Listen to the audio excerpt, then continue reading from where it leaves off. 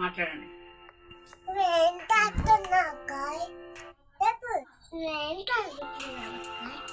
నేను దేవుడు రాసిన గ్రంథం చదువుతున్నాను ప్రశస్త. దేవుడు లేరు. దేవుడు ఉన్నారు ప్రశస్త. దేవుడు లేరు. ఉన్నారు ప్రశస్త. అందుకే సంతోష్ డాడీ గారు జింకానా గ్రౌండ్ లో 3 రోజులు సభలు ఏర్పాటు చేశారు.